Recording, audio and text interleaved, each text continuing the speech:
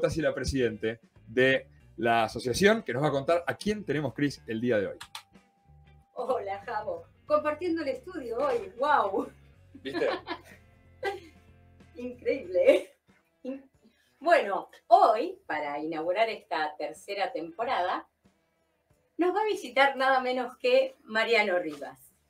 Mariano Rivas es licenciado en Ciencias de la Comunicación de la UBA, coordinador del área de divulgación científica del Planetario de Buenos Aires Galileo Galilei desde hace hoy ya 21 años. Casi dije 21. No, casi dije 25, quiero decir. 21 es un número no tan redondo, pero hay que festejar. Va a llegar. Sí, va a llegar. 21 es la mayoría de edad, ya es como que es un mayor de edad, Mariano. Es miembro de la Red Argentina de Periodismo Científico y docente del Centro Cultural Ricardo Rojas de la Universidad de Buenos Aires. Seguramente les resulta una cara familiar porque además de ser consultado en distintos programas, es columnista de la Liga de la Ciencia.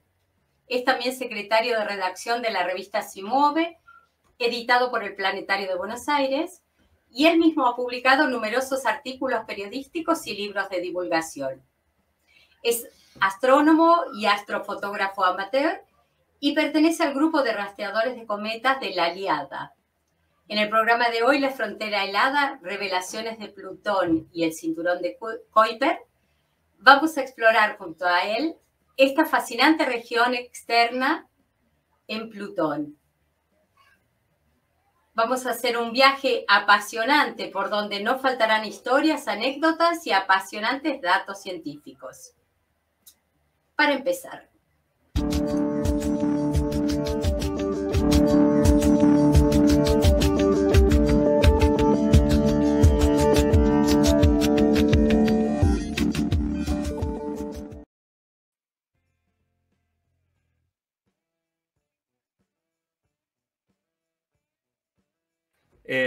Está acá, ahí se ve, mira. Te recibo desde un nuevo santuario de 2001, Odisea del Espacio. ¿Cómo andas, Mariano? ¿Qué tal? Buenas tardes. ¿Cómo están ustedes? Los quería felicitar por la mención, por haber sido declarados de interés municipal. La verdad que no cualquiera se logra ese reconocimiento. Y así que bueno, quería arrancar diciéndoles eso, antes que nada. Bueno, felicitaciones mutuas, vos por los 21 años también en el Galileo, una vida. Una vida, ¿eh? Sí, casi. Empezamos allá por octubre del año 2000, justamente. Y bueno, se cumplieron ahora hace poquito, el 1 de octubre, 21 años, como vos bien decías, la mayoría de edad absoluta, trabajando en ese... Nos gusta definirlo como un templo de la divulgación científica, particularmente de la astronomía, un lugar donde uno quizás de chico iba a visitarlo con los contingentes de las escuelas, o mi papá o mi mamá que me llevaban de la mano cuando tenía 5 o 6 años. Y después, bueno, un buen día en el año 2000 me tocó ingresar a trabajar ahí. Sigo en ese lugar y todo indica que me jubilaré en el planetario dentro de mucho tiempo, pero bueno, una alegría realmente y gracias por recordar esto. Muy bien, muy bien. Pasanos un poquito el chivo, si querés. Estoy con un poquito de... Cortate el micrófono. Con un poquito de delay, ahí se escucha mejor. Pasanos un poco, antes de arrancar con tu charla del día de hoy, el chivo del planetario. Pasanos cómo se puede ir, a qué hora, qué programas hay hoy. Contanos brevemente para que la gente que nos ve en Buenos Aires que se pueda acercar, o incluso la gente de Bariloche que muchas veces va y no sabe, va a destiempo. Me pasó a ir una vez y que estaba cerrado, justo acababa de cerrar y fui, viste que hacen un cierre por vacaciones y justo, o no me acuerdo por qué tema había sido, pero bueno, contanos un poquito cómo se puede disfrutar del planetario. Bueno, afortunadamente la primera noticia es que el planetario volvió a abrir. Estuvimos, como casi todas las cosas, cerrados la mayor parte de este año largo y medio de pandemia, pero hace 2 meses volvimos a abrir nuestras puertas. El planetario en estos días está abierto de martes a domingos. Históricamente el planetario siempre está cerrado los lunes, así que en eso hemos vuelto a la completa normalidad. De martes a domingos estamos dando espectáculos durante la tarde, a razón de 3 por día. En esta temporada particularmente estamos dando un show que se llama El Nacimiento de la Tierra, que es un espectáculo de astronomía, pero también de geología y de historia de los orígenes de la vida, por ejemplo, que son los clásicos espectáculos audiovisuales que muchísima gente a razón de 300 o 400 mil por año ve en la sala, ¿no? Debajo de esa cúpula maravillosa que distingue al planetario. está la sala de proyecciones donde, bueno, se presentan estos espectáculos, siempre precedidos por una breve descripción del cielo de esa jornada, ¿no? Lo que la gente va a ver esa noche, y bueno, el show principal. Y también, por supuesto, de a poquito vamos a ir recuperando, a medida de las posibilidades, muchas otras cosas que hacíamos históricamente, como el museo, como los cursos presenciales de astronomía, que los hemos continuado, pero en este soporte online, las observaciones por telescopio. Bueno, nuestra revista sigue saliendo en formato online, pero esperamos volver a imprimirla pronto, la revista se mueve. Bueno, las conferencias, lo que tiene que ver con exposiciones, bueno, un montón de eventos que sería largo contar, pero para no hacerlo muy pesado, lo pueden encontrar en la página web del planetario, que es planetario.gov.ar, o si no ponen Planetario Buenos Aires en Google, aparece al toque, y ahí aparece toda la programación y cuándo nos pueden venir a ver, ¿no? Los espectáculos son accesibles, la entrada vale 200 pesos, jubilados y menores de 6 años y personas con discapacidad entran gratis con sus acompañantes, así que, bueno, todo lo que sea facilitar el acceso de la mayor cantidad de gente está pensado en el Planetario Buenos Aires también. Buenísimo, bueno, no se lo pueden perder, el lugar tiene una atmósfera, una magia, ya de por sí entras a un lugar que es de verdad mágico, así que a no perderse del planetario y todas sus grandes presentaciones con su robot, con ese piso todo tecnológico nuevo, que no lo pude conocer en vivo todavía, lo vi pasando por una escalinata, porque cuando fui también pude apreciar una de las proyecciones, pero ese piso estaba cerrado, pero ya volveré cuando vaya a Buenos Aires, seguramente iré y te renuevo ese pedido de invitación de que me lleves por los pasillos, quiero conocerlo. No, por supuesto. Por supuesto, hay lugares recónditos y misteriosos en el planetario, los cuales muy pocos tienen acceso. El planetario, por ejemplo, tiene 2 subsuelos, que la mayoría de la gente no tiene acceso porque son las oficinas donde trabajamos, pero también tiene algunas galerías misteriosas detrás de la cúpula y lugares que vale la pena conocer, y seguramente que te voy a llevar a cualquier buena voz y a todos los amigos que están ahí cuando nos quieran visitar. Buenísimo, buenísimo. Bueno, del planetario nos vamos casi volando, como en el video de Cerati que sale volando el planetario, directamente a Plutón. Y la primera pregunta que te quiero hacer, no sé si querés arrancar por ahí. No, dale, cómo no. Ese debate planeta, no planeta, te metemos adentro de la familia, te sacamos de la familia, sos, no sos, sos un exoplaneta, no lo sos. Bueno, toda esta historia que conocemos muchos de cómo se declaró y se desdeclaró planeta del sistema solar, y que finalmente hoy es un exoplaneta, no es más un planeta del sistema solar. No, en realidad es un planeta enano. Sí, eso lo vamos a... En la primera parte, le contamos a la gente, esta charla va a tener 2 partes. En la primera parte vamos a hacer un reconocimiento general de lo que es Plutón históricamente y el cinturón de Kuiper en general. Y en esa parte vamos a hablar de la recategorización de Plutón como planeta enano, no como exoplaneta. Exoplaneta ya sería un planeta perteneciente a otro sistema, ¿no? Que es un tema muy lindo, que alguna vez por ahí lo podemos llegar a hacer, exoplanetas. Es un tema súper interesante.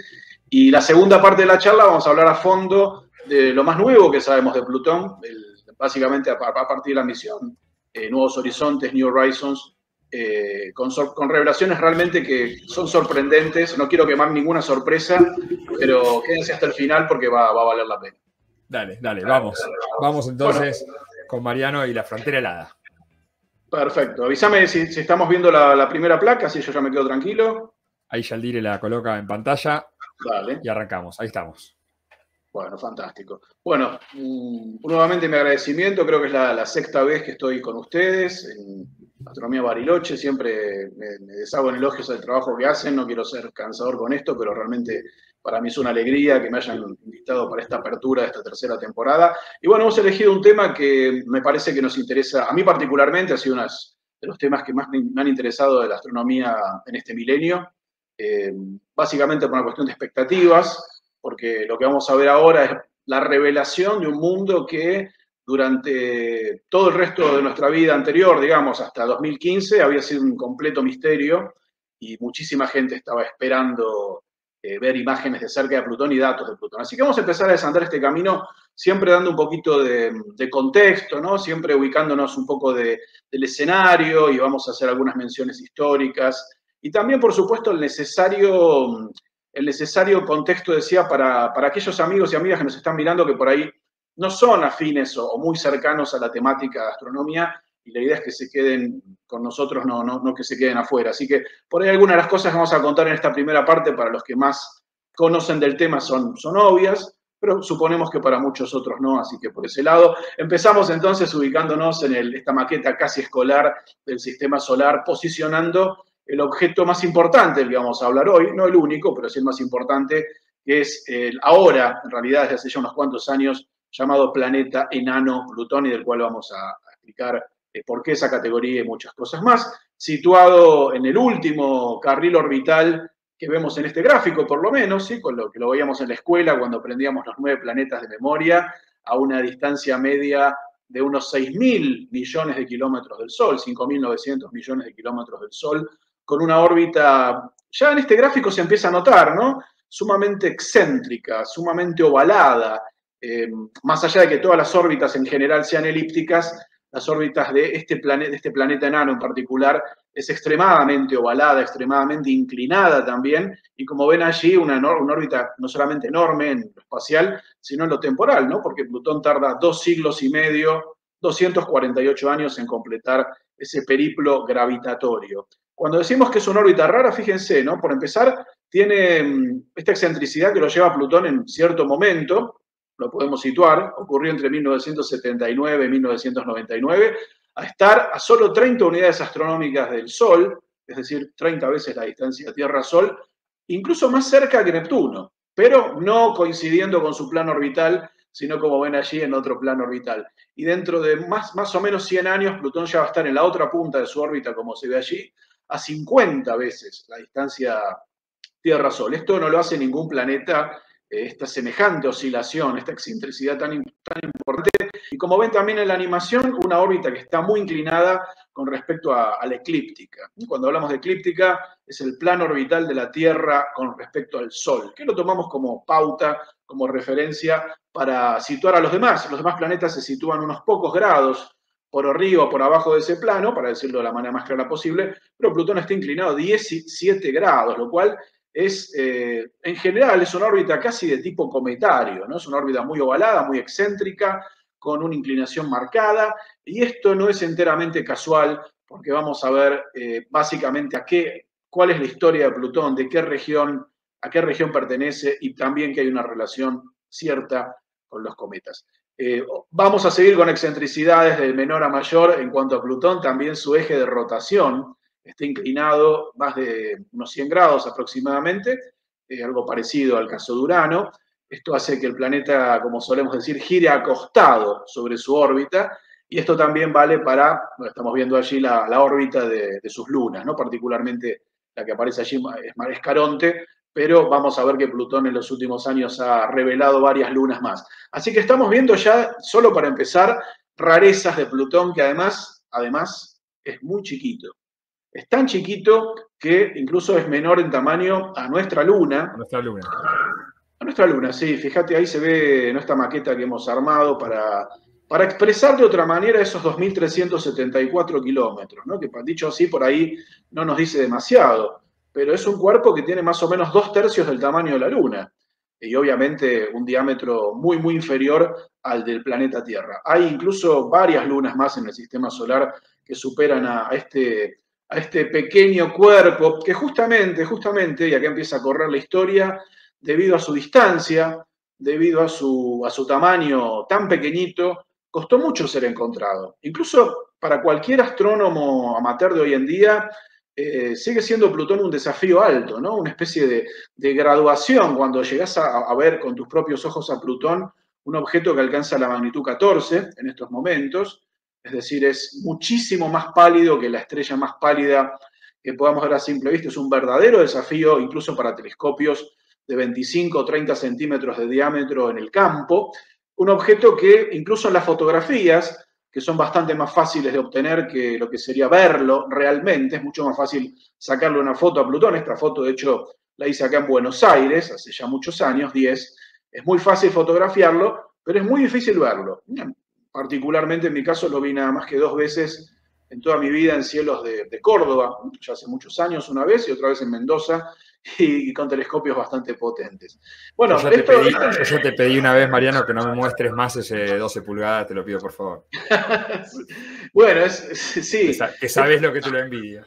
Bueno, sí, ese aparatote en realidad yo lo tengo acá en Buenos Aires la mayor parte del tiempo y bueno, ustedes saben, ¿no? Las limitaciones del cielo urbano, pero da buen rendimiento, lo usamos más que nada para planetas o por ejemplo para sacar algunas fotos sencillas como esta que comparto con ustedes. Pero la idea de esto era más que nada recalcar la hazaña de este personaje que está empezando a entrar acá y que lo vamos a citar varias veces más en esta charla. Para muchos, Clyde Tombaugh es uno de los astrónomos más importantes del siglo XX. Digo astrónomos con todas las letras, más allá de que no era un astrónomo recibido, no era un astrónomo profesional, era un astrónomo amateur de pura cepa que tenía un origen muy humilde. Vamos a contar un poquito más de Clyde Tombaugh hasta el final y como cierre. Ahora solamente les quiero contar que gracias a este muchacho que en ese momento tenía 22, 23 años, este objeto sale del anonimato en febrero de 1930, después de en el Observatorio Lowell. El Observatorio Lowell tiene una larga tradición, o tenía una larga tradición astronómica. Es el lugar donde, por ejemplo, Percival Lowell elaboró y creyó ver los canales marcianos. Bueno, había también allí iniciado una búsqueda de un hipotético planeta X que nunca aparecía, hasta que don Clyde Tombaugh, bueno, este muchacho es contratado en 1929. Y acá vemos las placas del descubrimiento, son dos fotos con unos días de distancia de enero de 1930. Ahí se ve la dificultad que decimos, ¿no? Era un puntito, fíjense, un puntito que se pierde en un mar de estrellas, muchas veces mucho más brillantes, y que solamente se puede delatar que es un planeta porque cambia de posición. Cualquiera de nosotros que en estos días, en estas noches, intentara ver o fotografiar a Plutón, puede hacer este ejercicio, que hoy en día no es tan difícil, pero en la época de Tombaugh sí lo era, de ubicarlo, verlo y fotografiarlo con una semana o 15 días de diferencia, y va a aparecer este juego, ¿no? De verlo cambiar de lugar a punto tal que, bueno, una vez confirmado el hallazgo, el Observatorio Lowell anuncia al mundo, en marzo de 1930, el objeto transneptuniano, todavía sin nombre.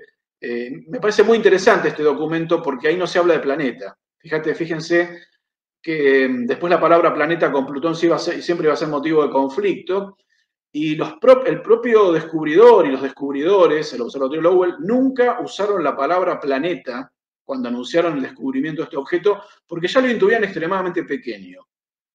Había especulaciones con respecto al tamaño, pero decían a lo sumo era grande como Marte. Después, bueno, cada misión que se hizo lo fue achicando cada vez más. Pero me parece interesante, dicho sea de paso, abajo de este comunicado escrito a máquina está la firma de puño y letra de Clyde Tombaugh, este muchacho del cual vamos a volver a hablar en un rato. Como generalidades de Plutón, antes de empezar a profundizar un poco más lo que sabíamos históricamente a partir de inferencias, era que debía ser un lugar situado más allá de Neptuno, extremadamente frío. Estamos hablando de 225, 230, 240 grados bajo cero. Un lugar donde la luz del Sol brilla muchísimo menos que aquí en la Tierra o incluso en Marte, producto de estar 30, 40, 50 veces más lejos del Sol. Y esto hace que justamente el Sol en el paisaje, este es un paisaje dibujado, quiero aclarar, porque después vamos a hacer fotos de verdad, pero esto es una ilustración artística muy bonita que ya nos muestra un adelanto de lo que vamos a ver de verdad, ¿no? Una planicie helada, débilmente iluminada por el Sol. Se habla mucho de cómo sería un día de Sol en Plutón, y con aciertos y errores. Se dice a veces que sería como una luna llena, el Sol no para nada, sería muchísimo más brillante que la luna llena, pero también mucho menos brillante que el Sol en el cielo de la Tierra, ¿no? Este número que ponemos ahí, entonces es una aproximación. El Sol en Plutón brilla 1500, 1600 veces menos que en los cielos del planeta Tierra, y desde el mismo momento en que es descubierto hasta el día de hoy se han ido proponiendo modelos de su geología, ¿no? De su naturaleza, de su anatomía, si querés, altamente especulativos. Se sabía que no era un planeta de gas gigante, se sabía que probablemente en esa región del sistema solar, por cómo se manejaban los modelos de formación planetaria, tenía que ser un cuerpo al menos mayormente helado, hecho de hielos, gases congelados a muy baja temperatura, una mixtura de roca y hielo, algo parecido a lo que sabemos son los cometas, ¿no? Con una densidad un poco más alta que la del agua, por supuesto. Bueno, ahí estamos también poniendo el radiogravedad, ¿no? La gravedad en la superficie de Plutón, teniendo en cuenta la masa y el tamaño, de vuelta, que es menor a 2.400 kilómetros. Estamos hablando de una gravedad que es incluso mucho menor a la de la Luna. Estamos hablando de un 14avo de la gravedad terrestre. Hay un dibujito que pusimos que hay una persona saltando muchos metros, ¿no? Que sería algo técnicamente posible, pegarse flor de salto en Plutón. Habría que gritar fuerte. ¡Uy! Sí, y ahí, mira, justo ahí me das pie porque vamos a hablar, para gritar en Plutón y que el sonido se traslade, para necesitaríamos, que se escuche. Exactamente, para que se escuche necesitaríamos, bueno, además de un traje y una serie de cosas, aire, ¿no? Un medio que conduzca las ondas de sonido, como pasa acá en la Tierra, como pasa en Marte, pero como no pasa en la Luna, por ejemplo, ni tampoco en Mercurio. Lugares donde prácticamente no existe un manto de aire protector. En los años 80, estamos ya dando un salto importante, en los años 80, fin de los años 80, se descubre, gracias a una ocultación, esto es un término que me voy a permitir explicar cortito, pero para que se entienda, mediante una ocultación se descubre que Plutón tiene una atmósfera muy delgada. ¿Qué es lo que ocurre? Se sabía, se estaba predicho que Plutón iba a pasar delante de una estrella, ¿sí? Una estrella, obviamente un objeto mucho más distante que Plutón, otro sol lejanísimo, y esa curva que vemos abajo nos muestra que, lejos de cortarse abruptamente la luz de la estrella cuando Plutón la tapaba, como un eclipse visto desde la Tierra, la caída no fue tan abrupta, como que esa luz, antes de ser interceptada por el disco del planeta, fue interceptada por otra cosa, más sutil, más fantasmal, más a tipo cortina. Y eso pasa dos veces, pasa en la ocultación y pasa en la reaparición. Después hubo otras observaciones similares, pero el hallazgo, la confirmación histórica de que Plutón tenía al menos algo de atmósfera, y vamos a ver más en detalle después cuando llega la nave Nuevos Horizontes, ya tiene más de 30 años, estamos hablando de 33 años. Estamos, repito, en esta primera parte hablando de lo más básico, de las cosas que íbamos año a año, los científicos iban descubriendo, las vagas imágenes que el telescopio Hubble podía tomar de Plutón, como esto que estamos viendo acá, de los años 90, comparados con principios de los 2000. Fíjate, Javo, fíjense, amigos de Astronomía Bariloche y todos los que se están viendo, que cuando se solapan estas dos imágenes, muy básicamente casi sin resolución, se ven manchas blancas y negras, lo que se llama técnicamente de albedo diferente o reflectividad diferente. Ya los científicos intuían que en esos 10 años más o menos la superficie algo había cambiado. Y eso ya estaba hablando de algún tipo de dinámica posiblemente asociada a variaciones en los hielos y en algún otro tipo de fenómeno perceptible, que nos hablaba ya de un cuerpo que todavía era necesario ir a ver de cerca, pero que seguramente no iba a ser tan aburrido, tan inmaculado, tan estático como muchos creían. Esto que estamos viendo acá es ya en 2010, nos vamos acercando rápidamente a nuestro 2021. En 2010, ¿quién se iba a imaginar que iba a haber una pandemia que iba a paralizar al mundo, ¿no? Ninguno de nosotros, seguro. Mientras tanto, el telescopio espacial Hubble se supera a sí mismo y toma esta serie de imágenes que dan lugar a una animación en color, vamos a decir real, o aproximado, que era el mejor Plutón que habíamos visto nunca antes, donde se veían esos matices de brillos y oscuridades, y donde se empezaban a ver algunos parches altamente reflectivos, particularmente uno, que va a aparecer ahora, ahí, y del cual vamos a hablar más adelante, y también zonas más oscuras y algunos tonos rojizos anaranjados que terminaron siendo reales. Esto que estamos viendo era para nosotros en 2010, para todos, algo extraordinario, porque Plutón hasta ese momento básicamente era un píxel, no era nada. Verlo por un telescopio era dificilísimo y de repente tener algo un poco más suculento era maravilloso. A la par de todo esto, corren otros hallazgos importantes, como por ejemplo la detección de lunas. La primera luna de Plutón se descubre allá por 1977. Lo que estamos viendo acá yo les voy a aclarar siempre cuando vemos dibujo y cuando vemos fotos. Esto está clarísimo que es una ilustración, solamente para evocar la detección de Caronte. Caronte por el astrónomo norteamericano James Christie en la época de la música disco, 1977, en la plena época de la música disco, estaba ahí bailando Plutón y Caronte al ritmo de los Bee Gees, o de Donna Summer, o de Kool and the Gang. Fíjense que este gráfico que estamos viendo nos está hablando de otra anomalía, si quieren ustedes, del sistema de Plutón y de su satélite. Plutón y Caronte son, o eran en ese momento, planeta y luna, pero eran planeta y luna con una relación de tamaño bastante cercano, 2:1. Es decir, el diámetro de Plutón es nada más que el doble que el de Caronte. Y esto, obviamente involucrado también con la masa, hace que ambos cuerpos, en vez del sistema clásico que siempre se nos viene a la cabeza, la Luna girando en torno a la Tierra, Plutón y Caronte están girando en torno a un punto que se llama baricentro en física, centro de masa, externo al propio Plutón. Esto se ve en la animación claramente. Y además, en esa vuelta que le toma Caronte 6 días aproximadamente, 6 días punto 4, Plutón y Caronte se muestran siempre la misma cara. Esto es muy impresionante, porque hay una cara de Caronte que mira siempre hacia afuera, y hay una cara de Caronte donde Plutón no se ve nunca. O sea, si uno fuera un carontiano que viviese en esa zona, podría pensar que es un cuerpo único y no una luna que acompaña a otro planeta. Mientras que los que están del otro lado siempre verían a Plutón porque se están enfrentando cara a cara. Esto me parece una curiosidad bastante, vamos a decir, deliciosa, ¿no? De lo que da esta particularidad física de este sistema, ¿no? Donde posteriormente iban a aparecer otros satélites, pero no de la importancia de Caronte. Voy a hacer una rápida enumeración para no irme en detalles innecesarios, pero a partir de 2006 y hasta 2012 se van a ir encontrando varias lunas más, básicamente a manos del telescopio espacial Hubble.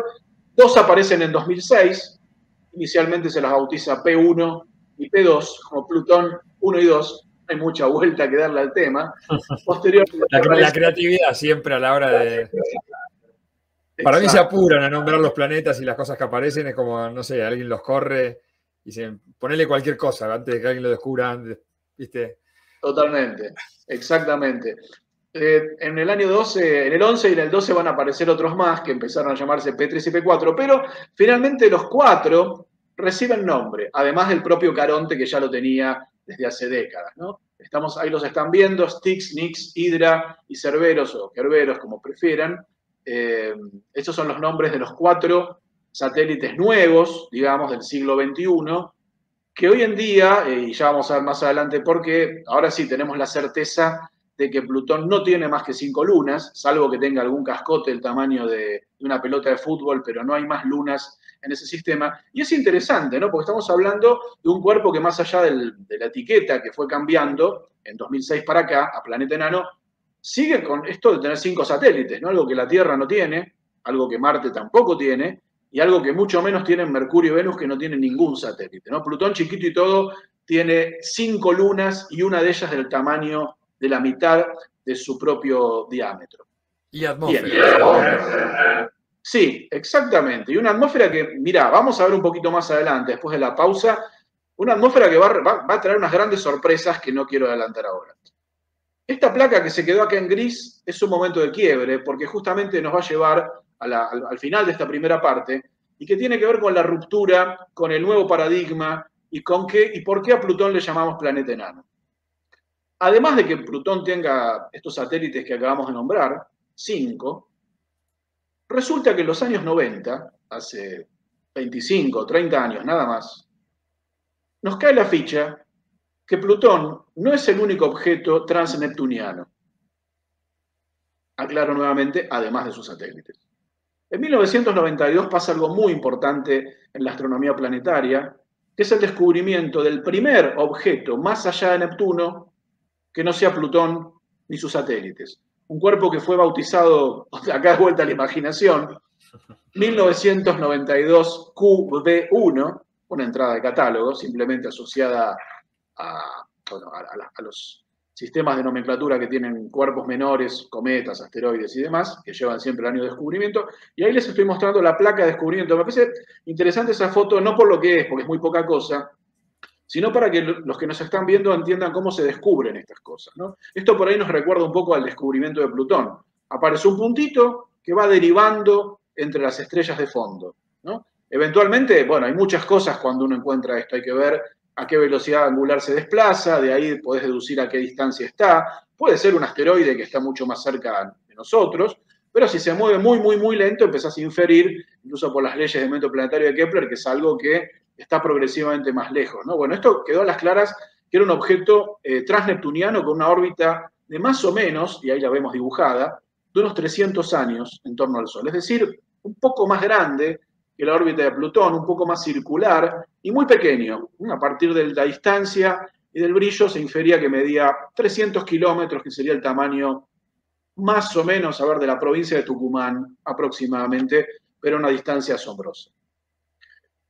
Esto que parecía quebrar, o en realidad quebraba 60 años de cero hallazgos en esa zona, empieza a ser moneda corriente. Empieza a ser moneda corriente a partir de ese año 92, porque cada año que pasó, de ahí en más, fueron apareciendo más y más y más objetos transneptunianos, objetos más allá de Neptuno, que ahí vemos una sigla también, como se los llama, KBOs, y ahora les voy a decir qué significa eso, porque KBO es la clave de toda esta historia, de estos objetos que al principio es como que iban llenando un mapa, y no solamente iban llenando un mapa con forma de anillo o de herradura de Neptuno hacia afuera, sino que empezaban a encontrarse progresivamente objetos cada vez más grandes.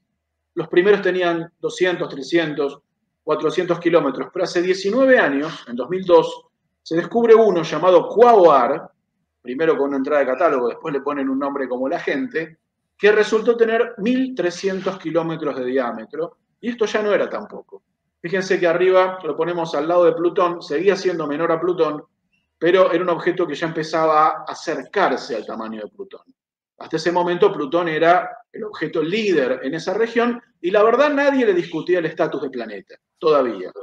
En 2004 aparece Sedna, que este sí es muy popular, algunos lo han mal llamado el planeta 10º del sistema solar, un objeto que no solamente pertenece a esa región, sino que, como vemos en este gráfico, tiene una órbita que se pasa de ovalada y llega incluso a irse muchísimo más allá, tardando 10.000 años en dar una vuelta al Sol.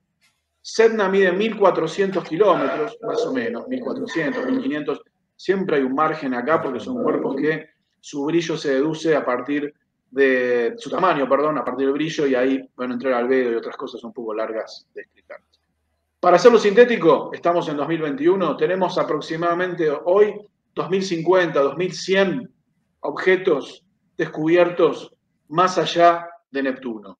A eso habría que agregar otro tipo de objetos, llaman centauros, que andan vagando entre las órbitas de Saturno, de Urano. Habría que agregar los asteroides troyanos que acompañan a Júpiter, pero eso es harina de otro costal. Esta racha, esta cantidad impresionante de hallazgos que empiezan a formar esto que yo les decía, una especie de herradura o de círculo más o menos incompleto que se va completando, va a dar lugar a una tercera zona del sistema solar, como muchos la han definido, de la cual Plutón forma parte, una zona que, según los modelos estadísticos actuales, no habría 2.000, sino quizás 100.000 objetos de 100 kilómetros o más de diámetro. O sea, estamos hablando de una población y una extensión muy superior, por ejemplo, al cinturón de asteroides, que está entre Marte y Júpiter, no solamente en cantidad de integrantes, sino en extensión hacia afuera.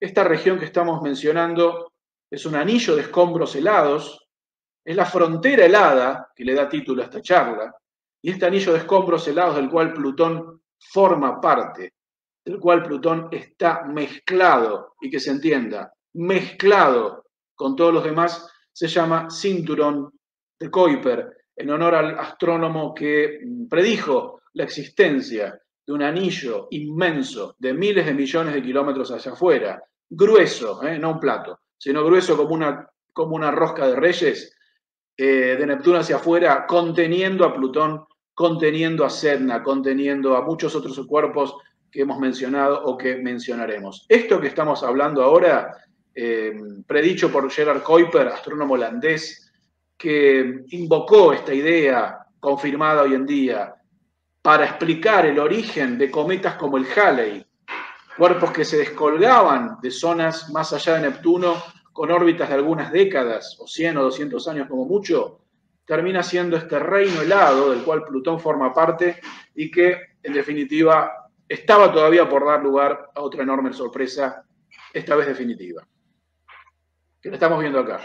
Seguro, Javo, vos escuchaste hablar de Eris, y justamente Eris es Eris y Michael Brown, el astrónomo ahí sonriente que vemos a la izquierda, a quien muchos han llamado el asesino de Plutón.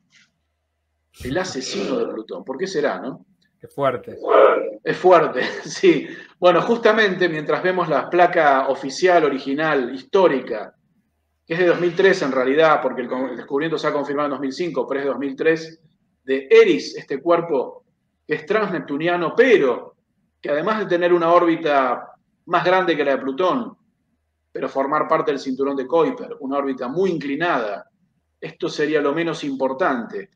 Cuando se empiezan a hacer los modelados de posible diámetro, en función de la distancia y del brillo aparente, se empieza a hablar del planeta número 10, porque todo indicaba que Eris, que había sido también bautizado como una heroína guerrera de cómics y alguna que otra serie como Sheena, para muchos norteamericanos, mientras Plutón en 2005 todavía era considerado planeta, Eris era el número 10. La NASA propiamente anuncia el descubrimiento del planeta número 10 del Sistema Solar, un blooper histórico, porque a poco tiempo esto se iba a caer a pedazos, mientras el resto del mundo permanecía bastante cauto, porque no estaba muy en claro el estatus de Plutón, mucho menos iba a estar en el estatus de este objeto que se estimaba, además de estar acompañado por un satélite, que se llama Disnomia, se estimaba tenía un tamaño quizás hasta más grande que Plutón. Se hablaba de un empate técnico o un poquito más allá. Acá estamos viendo una placa que se publicó en esa época, fíjense, en esta placa aparece Eris con un diámetro de 2.700 kilómetros, es decir, se lo pensó más grande, y por ende, como se lo pensó más grande, se estaba hablando justamente de la posibilidad de tener un 10º planeta. ¿Cuál era la lógica? Si Plutón era el 9, mientras no apareciera uno más grande, se iba a dejar a Plutón como planeta 9 y los demás se iban a discutir. Cuando aparece algo que le compite a Plutón por primera vez, la cosa empieza a entrar en un tembladeral realmente impresionante. Hago una acotación al margen, ya en la parte final de esta primera mitad, para contarles un poco más de Eris, porque es un cuerpo que creo merece un pequeño apartado al menos. Hace más o menos 10 años, mediante la técnica de ocultación, Eris pasó delante de una estrella, se pudieron tomar algunos datos, como alguna vez se tomaron de Plutón, para afinar cosas como su diámetro. Esto lo pueden rastrear a los que les interesa, y les pongo abajo la fecha en que fue publicado en Nature, la revista de ciencia más importante del mundo, el 27 de octubre de 2011. Ahí estaban publicados los datos de esta ocultación, cuyos datos principales los vamos a ver en esta placa. Eris mide 2.326 kilómetros de diámetro. Esto lo pone un poquitito por debajo de Plutón. Es un cuerpo esférico. Esto es importante a la hora de definirlo como lo que va a ser, un planeta enano. Tiene un altísimo albedo, se conocía la distancia y el brillo. Tiene una superficie de hielo, seguramente de nitrógeno, un albedo muy, muy alto, de más del 90% seguramente, con una temperatura nada muy sorprendente, parecida a la de Plutón o menos, 230, 240 bajo cero, y a partir, esto es interesante, a partir del movimiento de su luna, de Disnomia, se calcula que su masa, no el tamaño, la masa, la cantidad de materia es mayor a la de Plutón, un 25 o 27% mayor, especulando incluso que tuviera una pequeña atmósfera. Hemos dicho algo de Eris, y acá viene lo que hablábamos al principio, ¿no? La definición de planeta, que va a ser ni más ni menos que una consecuencia de todo lo que acabamos de decir.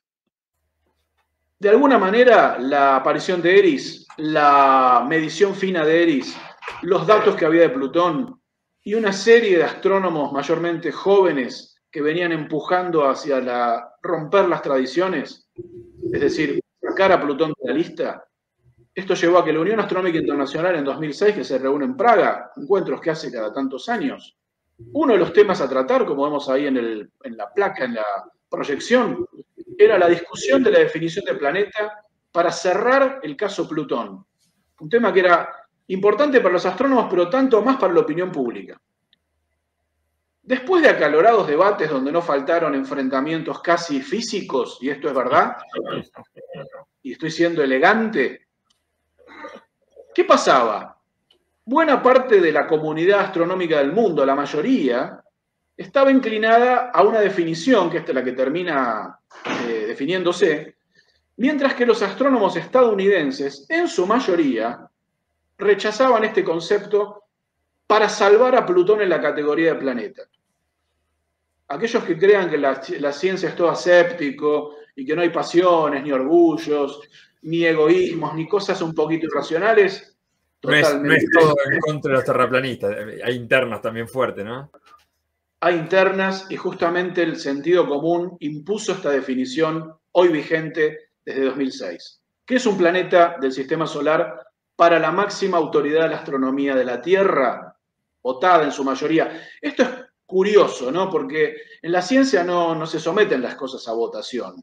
En realidad, en el conocimiento en general, vos imaginate que salís a la calle y le preguntás a 20 terraplanistas y la conclusión va a ser que la Tierra es plana. No es plana, por más que lo voten 20 personas. No, lo debatible creo que es una cuestión semántica, ¿no? Hasta cierto punto de a qué le decimos tal cosa y a qué le decimos otra cosa.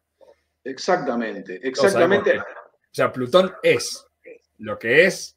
Después, digámosles como uno quiere, ¿no? Eso es un tema más de sí. semántica y de nomenclatura. A Plutón nada le importan nuestras etiquetas. Las etiquetas nos sirven a nosotros, y en esto me pongo del otro lado, para entender el mundo. Nosotros necesitamos definiciones precisas. ¿Por qué? Porque ahora es bajo esto que estamos viendo. ¿Qué es un planeta? Un cuerpo que orbita directamente al Sol. Eso ya lo sabíamos, ¿sí? Pero si uno pone un grano de arena a girar al Sol, ¿es un planeta? No es un planeta. Eso era por sentido común, pero nadie nos decía el piso y el techo. ¿Sabes qué? ¿Saben qué? No había piso y techo. Había un sentido común de que Júpiter obviamente lo era, que Tierra obviamente lo era, que Neptuno también y Mercurio, por pequeño que sea, también. Y lo dejaban pasar a Plutón, ahí, con un 4 raspando. Pero, fíjate el segundo punto que va a ser controversial, en realidad el tercero. Un planeta además tiene que ser algo que tenga suficiente masa como para que la gravedad, lo estoy diciendo en términos que se entiendan, hay una cosa llamada equilibrio hidrostático y demás, pero para que se entienda que la naturaleza, gravedad mediante, lo modele, autoajustarse hasta una forma aceptablemente esférica. Si vos no cumplís con eso, no sos planeta. O sea, un asteroide deforme, un cometa cualquiera o un grano de arena, no son eso, no son planetas. Tercer punto, y esto fue el punto de la discordia, haber limpiado la vecindad de cuerpos en competencia. Toda la órbita tiene que estar libre. Exacto. Tenés que ser el cuerpo dominante en esa región del sistema solar, haber acretado todo lo que pudiste. Acá salen las lunas, ¿no? Obviamente que las lunas son arena de otro costal. Bajo esta definición, que fue en buena medida impulsada por astrónomos de Uruguay y apoyada por la mayor parte del mundo, la resolución 5A de la Unión Astronómica Internacional de agosto de 2006 cierra el caso. Al día de hoy, esta es la definición imperfecta, pero mucho mejor que nada, porque antes no había nada, de lo que es un planeta en el sistema solar. Bajo este lineamiento, los planetas del sistema solar son 8. Aparece una subcategoría, que son los cuerpos que cumplen solamente el 1 y el 2, es decir, orbitan al Sol directamente y son esféricos, que van a ser llamados planetas enanos. Ahí no solamente va a entrar Plutón y Eris, que eran hermanos gemelos prácticamente, sino también, fíjate qué curioso, entra Ceres, que no tiene nada que ver con el cinturón de Kuiper, que está ahí metido en el cinturón de asteroides, pero es un cuerpo de 1000 kilómetros de forma esférica que no ha limpiado su vecindad de cuerpos en competencia. Y todo lo demás que queda, además de las lunas obviamente, se le llama con este nombre cuerpos pequeños del sistema solar, SSSBS, y obviamente acá caen miles de millones de cosas, empezando por los asteroides y los cometas que se cuentan en el sistema solar de miles de millones. La parte divertida de todo esto es que hubo reacciones populares, hubo campañas, hubo hasta acusaciones de discriminación. todavía siguen hoy en día un poco acalladas, pero en aquellos tiempos fueron muy virulentas, siempre en el terreno simpático, ¿sí? Hubo caricaturas como esta fue una de las caricaturas más populares de ese momento, donde los 8 planetas se paraban casi con un desdén de desprecio al 8º planeta. Esto incluso fue tan mal comunicado que en algunos casos se entendió como que Plutón había desaparecido del sistema solar. Eso fue realmente muy cómico, pero volvemos a lo que decíamos antes, ¿no? A Plutón esto nada le interesaba. Es simplemente una cuestión de nosotros empezar a ordenar categorías en función de los descubrimientos que iban teniendo lugar. Para ir cerrando esta parte, les quería mostrar esto que pasó en Estados Unidos, que pasó en Arizona, en la zona donde está el observatorio Lowell cerca, donde hubo manifestaciones de descontento popular para defender a Plutón en aquel momento. Donde participaron, entre otros, el perro Pluto de Disney. El perro Pluto, que es el compañero del ratón Mickey, se llama Pluto por Plutón, porque Disney le puso ese nombre poco después de 1930, cuando se descubre el planeta enano Plutón. Y en esta manifestación, donde hay todo tipo de leyendas, algunas muy cómicas, abajo a la izquierda aparece un señor de anteojos, que lo vamos a ver dentro de un ratito, que es uno de los hijos del descubridor de Don Clyde Tombaugh. Bueno, con esta parte divertida, relajada, vamos a dar por finalizada esta primera parte y les cedo a ustedes las cámaras y continuamos. Muy bien, Mariano, muy interesante, muy divertido, y el tiempo que tienen los gringos para estas cosas, ¿no? Es hermoso. Por supuesto. Hasta para imprimir carteles, ¿no? Viste, los carteles muy prolijitos, una cosa. Ni nuestras agrupaciones sindicales hacen los carteles tan prolijos para hacer sus quejas y sus piquetes. Vamos a seguir con una parte nueva del programa, que es PH, que son proyectos que hablan. Así que hacemos una breve tanda y ya venimos con un poco más de Mariano Rivas y con un poco más de Martes de Astronomía.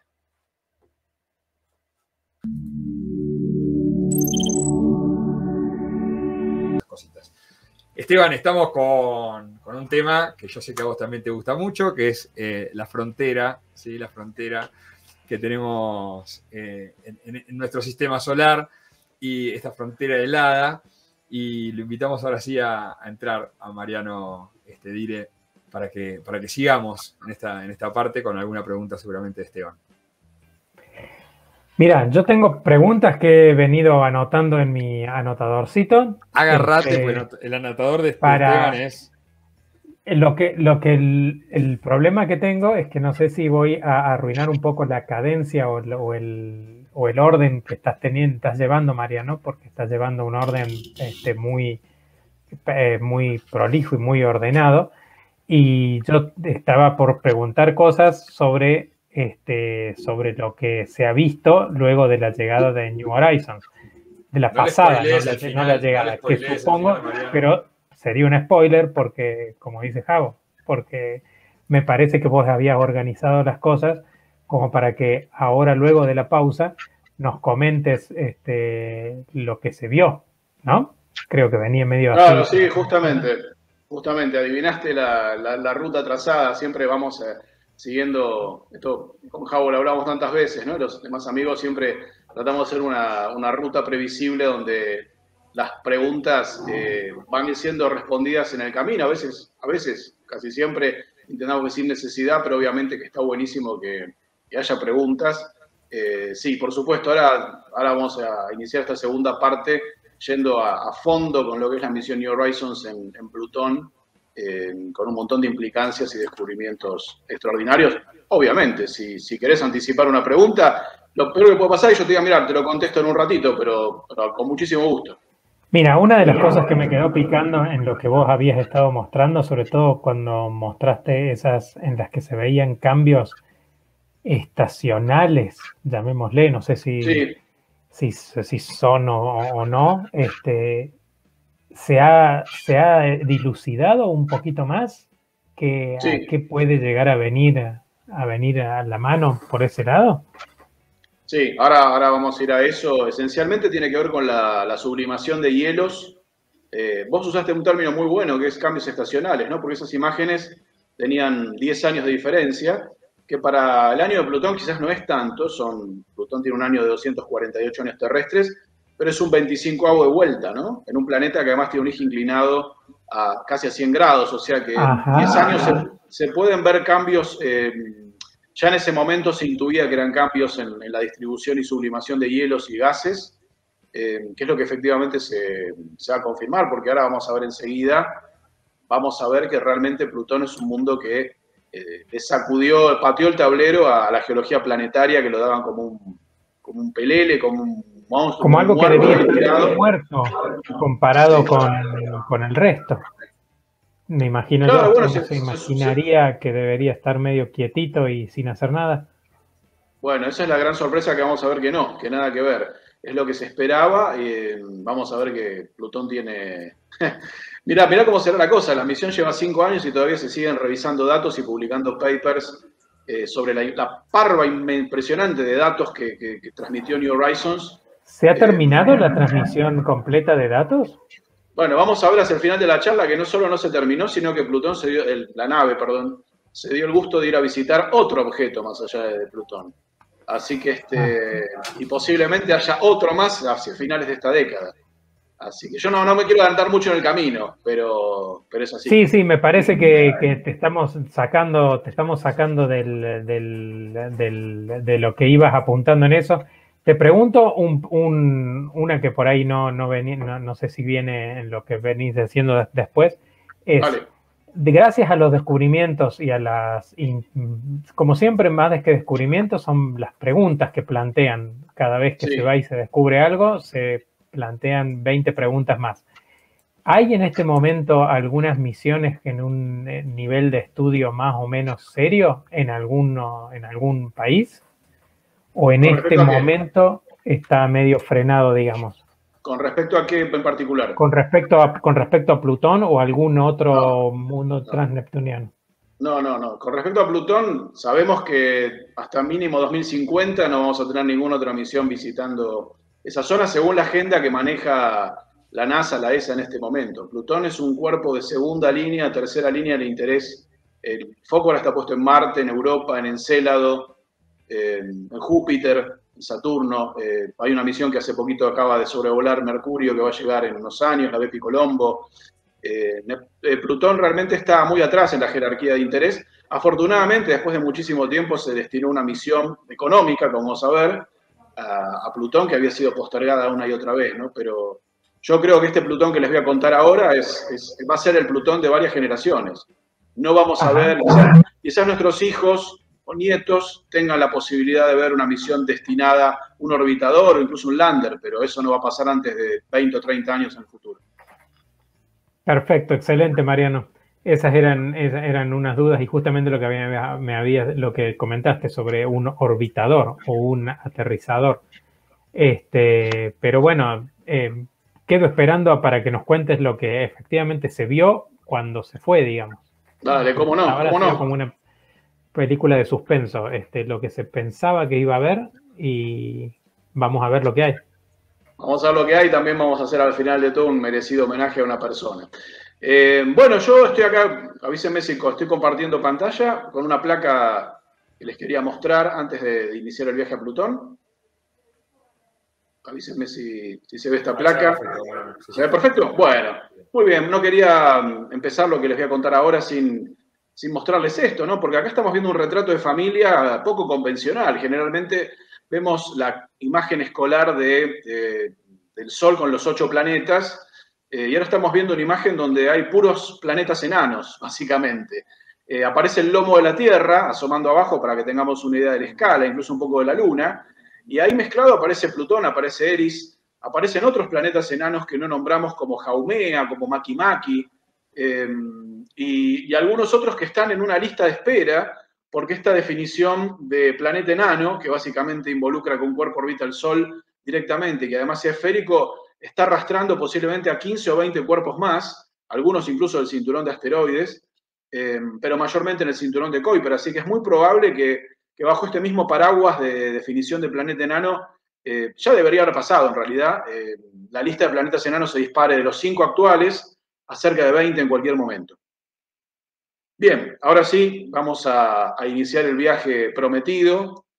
Esta misión llamada Nuevos Horizontes, New Horizons, creo que son los nombres más perfectos que esta misión podía tener. Ir a buscar un horizonte nuevo y una deuda a pagar fundamentalmente, que era Plutón, ese objeto inexplorado. Había una estampilla hasta del correo norteamericano que decía planeta aún no explorado, mientras todos los demás, recordemos, han sido al menos explorados una vez, ¿no? Al menos en el caso de los menos explorados, Urano y Neptuno fueron visitados en el año 86 y 89 por la Voyager 2.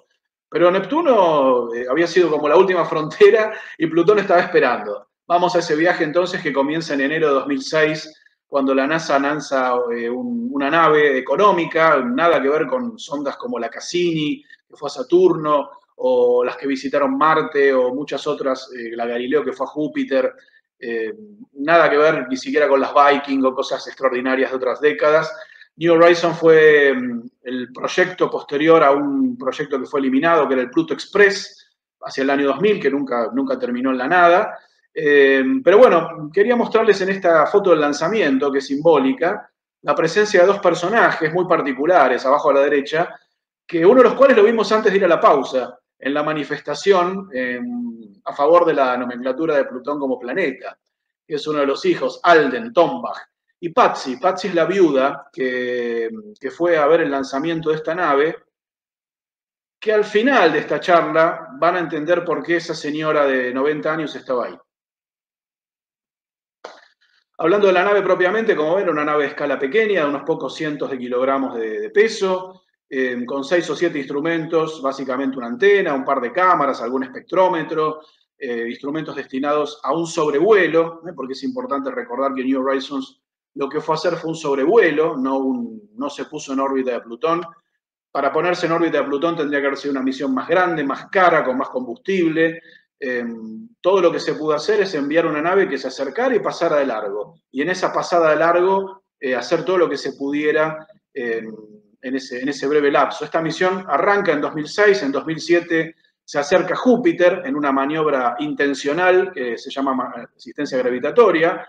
Esa maniobra la aceleró a varios miles de kilómetros por hora, a punto tal que en 2008 cruzó la órbita de Saturno, en 2011 cruzó la órbita de Urano y en 2014, ya mucho más cerca en el tiempo, cruzó la órbita de Neptuno, cuando ya solamente le faltaba ese pedacito que vemos allí en rojo, ampliado a la derecha, un momento bisagra, ¿no? Una vez que New Horizons cruza la órbita de Neptuno, no se encuentra con Neptuno, claro, Neptuno estaba en otro lado, cruza la órbita y finalmente ya quedaba esa recta final, que era lo que la impaciencia del momento nos mataba, ¿no? Porque fue un viaje, estamos hablando de 2006 hasta 2015, de 9 años, casi una década de viaje donde pasaron un montón de cosas, entre ellas la caída de Plutón como planeta, que fue en 2006. Así que justamente la nave sale y al poco tiempo Plutón es llamado planeta enano, independientemente que a Plutón nada le importa los nombres que le pongamos nosotros, por supuesto. Bueno, si uno hace un revival de 2015, empezaban a llegar estas imágenes preliminares a medida que la nave se acercaba. Recordemos que New Horizons en su momento fue la nave más rápida lanzada al sistema solar, alcanzó una velocidad en algún momento de cerca de 80.000 kilómetros por hora. En buena medida eso también se logró por la asistencia gravitatoria con Júpiter que tuvo en 2007, Y bueno, uno se acuerda de esa época donde empezaban a llegar, ¿no? A medida que faltaba menos, estas imágenes donde Plutón todavía no se mostraba, pero sí empezaba a mostrar algún detalle ínfimo, e incluso esta animación donde lo vemos a Caronte dándole vueltas. Bueno, y en ese momento lo que pasaba era que cada semana que pasaba justamente las imágenes eran mejores y en un momento, hacia mayo avanzado, ya comenzaban a competir con esas imágenes borrosas que nos había dado el telescopio Hubble, ¿no? Obviamente a medida que la nave devoraba millones de kilómetros, el disco y los detalles de Plutón iban creciendo, no solamente de Plutón, sino también obviamente de su compañero Caronte. Estamos viendo acá imágenes de Caronte del 18 de junio. Esa fecha fue importante porque fue la primera vez en la historia donde vimos algún detalle vago de Caronte por primera vez. Fíjense con atención, esto lo vamos a ver en un ratito, hay una mancha gris oscura que aparece en la parte de arriba a modo de sombrerito. Ojo con eso. Acá estamos viendo ya días anteriores al mayor acercamiento, la misma animación de Plutón y Caronte ya con un nivel de detalle mucho más alto, este dúo dinámico gravitatorio, de estos dos cuerpos que comparten un baricentro más cercano obviamente al planeta. Y ahora sí, llegamos al momento esperado, que fue justamente ese día del 14 de julio de 2015. Vamos a hacer un poco de suspenso, como debe ser. Acá estamos viendo la gráfica, ¿no? Estaba previsto que la nave pasara más o menos a unos 10-12.000 kilómetros de la superficie de Plutón, que es una distancia... Sí. ¿Eso es dentro de la órbita de Caronte? Sí, fíjate, exactamente. Fíjate que en el gráfico aparece Plutón, aparece la órbita de Caronte en vertical, y la nave pasa por adentro, ¿no? La órbita de Plutón-Caronte creo que es de unos 20.000 kilómetros más o menos, la distancia. Así que la nave pasa por adentro de esa órbita, al punto tal que obviamente no solamente va a haber un reconocimiento a Plutón en cuanto a imágenes y datos, que fue el objetivo principal, sino también van a aparecer imágenes tangenciales y datos colaterales de Caronte. Bueno, esto es básicamente lo que pasó esa mañana. Fue un instante, ¿no? Para nosotros era las 9 de la mañana, más o menos hora argentina, y ahora vamos a ver por primera vez esa imagen que se publicó mundialmente el 14 de julio a la noche, prácticamente en la mañana del 15 de julio, donde vimos por primera vez a Plutón en color, en detalle, a completa resolución, algo que realmente nos partió las emociones a todos los que estábamos esperando esto, en mi caso y muchas otras personas, esperando décadas, desde que éramos nenitos y alguien nos enseñó en la escuela que el planeta número 9 de la lista que aprendíamos de memoria después de Neptuno era Plutón, y del cual no había ninguna foto. No había ninguna foto, no había nada. Eran dibujos, animaciones, sospechas, y de repente lo vimos de frente, vimos que efectivamente tenía un color rojizo y que además tenía una especie de corazón blanco, tremendamente brillante, que ya se intuía en imágenes previas. Eso que estamos viendo en el centro de la imagen hacia abajo es la región de Tombach. Ahora vamos a entrar a describir en detalle todo esto.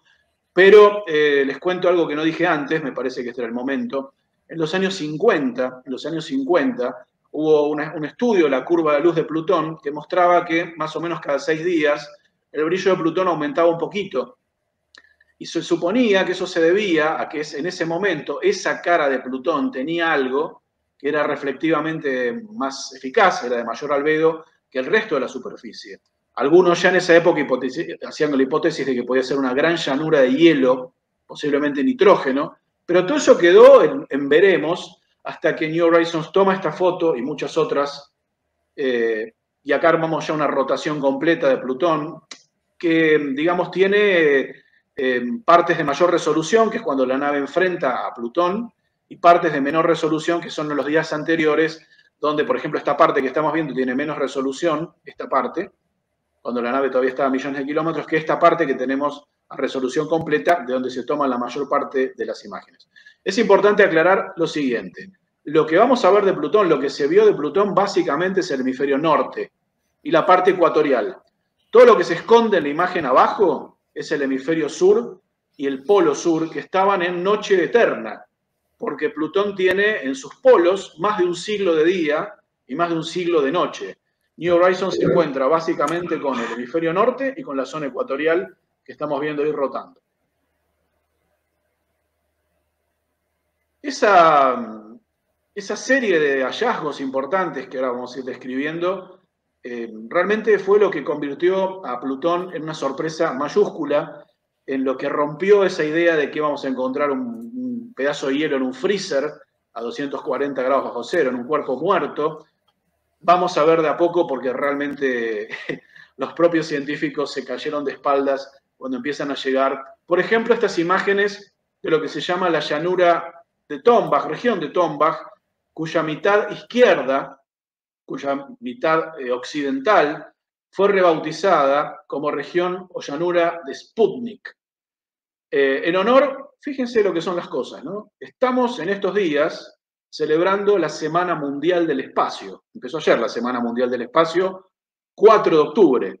Eso no es casualidad, es porque el 4 de octubre de 1957 la Unión Soviética puso en órbita el primer satélite artificial de la humanidad. ¿Cómo se llama? Sputnik, como la vacuna bendita que está salvando tantos miles de millones de vidas en todas partes del mundo.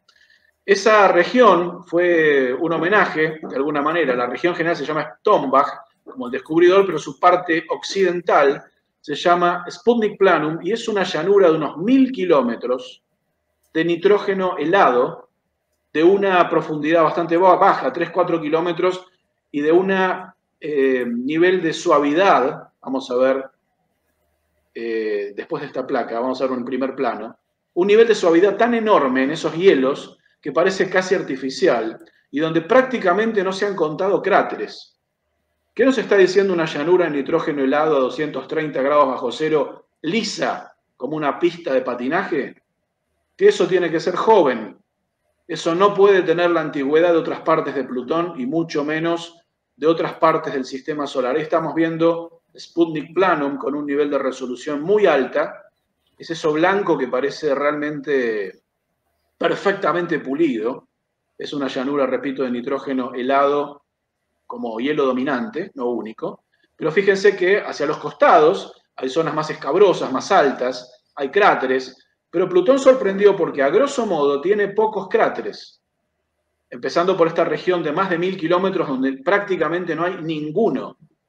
Esto desde la geología se explica solamente con una opción, que es renovación por criovulcanismo y fenómenos de renovación de hielo que tienen que ver seguramente con la subcorteza y con el manto. Plutón está renovando su cara geológica de manera, en términos geológicos, periódica, y algunos científicos, como vamos a ver enseguida, directamente sospechan que esa actividad es presente hoy en día. Hablamos de hielos de nitrógeno, que son los dominantes en Sputnik Planum y en otros lugares de la superficie del planeta enano, pero también, como vemos en esta placa, que son datos espectrales tomados por New Horizons, hay otros hielos. Algunos son muy familiares para nosotros. Fíjense, abajo a la derecha, hielos de agua. Hay parches de agua congelada, dura como la roca porque está a 230 grados bajo cero. Hay hielos de metano, CH4. En Plutón está ese gas metano congelado que, por ejemplo, hay en la atmósfera de Marte, como trazas muy finas, que podrían ser un biomarcador de bacterias metanógenas en Marte, el metano. El mismo metano que se descompone en la atmósfera de Titán y genera tolinos, que es materia orgánica compleja. También ahí vamos a encontrar dióxido y monóxido de carbono. O sea, hay un montón de gases que en esas condiciones están hechos hielo puro en la superficie del planeta enano.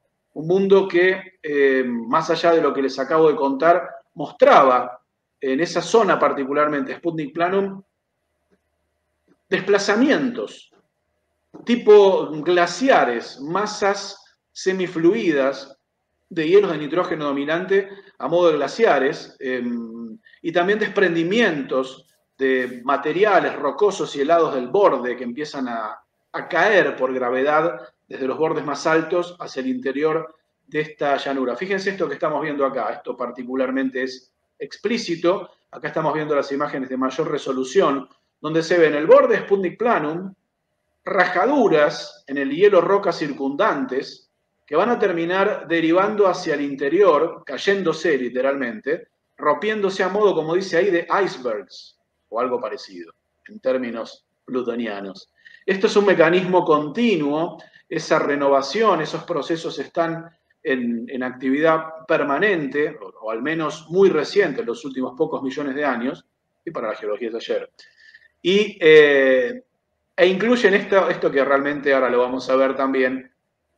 A mí me da cosa porque cada imagen que les voy mostrando y explicando parece que es el sumum y después viene otra y después viene otra, pero la verdad que es así y no se publicó todo a la vez, sino que hubo que esperar semanas y meses a medida que la información llegaba. Acá estamos viendo en el borde de Sputnik Planum, cayendo de la altura hacia la planicie, varios kilómetros hacia abajo, montañas de hielo de agua macizas de 2.000 a 3.000 metros de altura, hechas de hielo más duro que te puedas imaginar por condiciones de temperatura. Y abajo se ven esas especies de hexágonos o cuadriláteros del nitrógeno fragmentado, cuarteado, el borde de contacto donde este proceso es continuo, es permanente y, detalle nada menor, aparentemente alimentado por un calor interno, que es el que moviliza y hace fluir todos esos hielos de nitrógeno, y esas cosas que les contaba recién se les ha llamado colinas de hielo flotantes.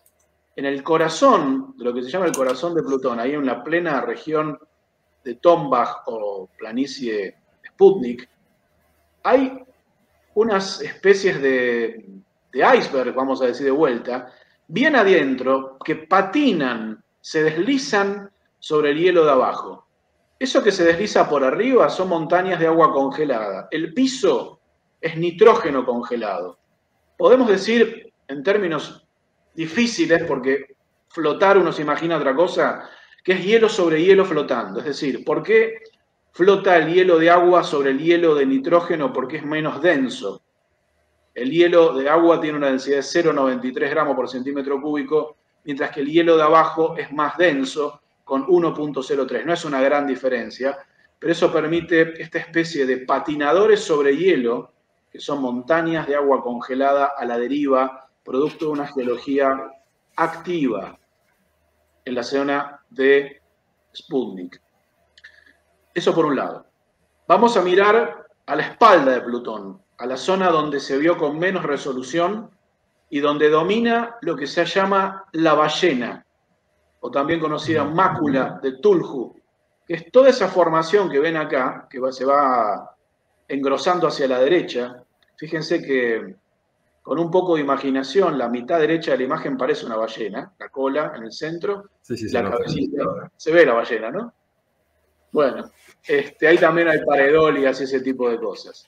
La mácula de Tulhu da la vuelta prácticamente a medio Plutón, tiene una extensión de miles de kilómetros, está dominada por materia orgánica, por eso su color rojo amarronado, ahí está la medida, tiene 3.000 kilómetros de largo, es decir, prácticamente es media circunferencia de Plutón, que se subdivide en otras máculas un poco más pequeñas hacia la izquierda, dominada por compuestos orgánicos que vamos a encontrar en otros lugares del sistema solar y que Carl Sagan bautizó alguna vez como tolinas o tolinos.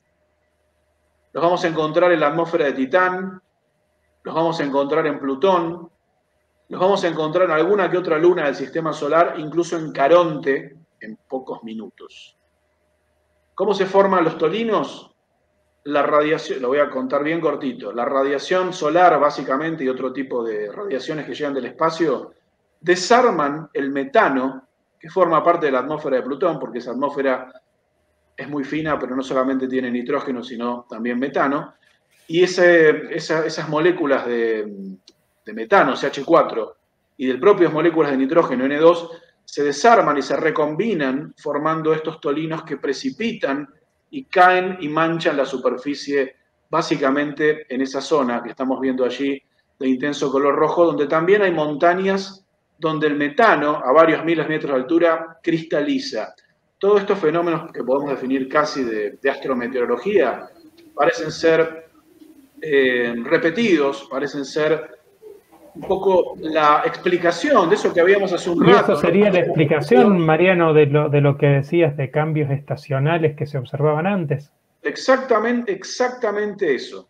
Exactamente eso, que la información que había en los 90s y los principios de los 2000 eran apenas variaciones de albedo, entiéndase variaciones de brillo para que se entienda, variaciones de brillo, y ahora en ese pasaje de pocos días y fundamentalmente pocas horas, la nave New Horizons se carga de imágenes, de datos, de evidencias, de mediciones químicas, físicas y fotográficas, por supuesto, de toda esa actividad que nos muestra un objeto que tiene un periodo de traslación de 2 siglos y medio y que pudimos ver de cerca apenas un parpadeo.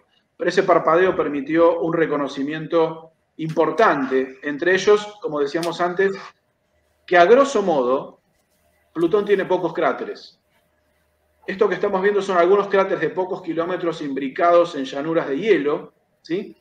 que tienen un perfil completamente distinto a los cráteres que vemos en Luna o en otros lugares como Mercurio, ¿no? La fisonomía de un cráter en hielo es completamente distinta a un cráter en una corteza rocosa metálica, ¿no? Como puede ser Luna, como puede ser Tanta Sur. Estos cráteres son más típicos de los arrabales del sistema solar, ¿no? En cuerpos de hielo, por ahí en cometas, vamos a ver ese tipo de cosas.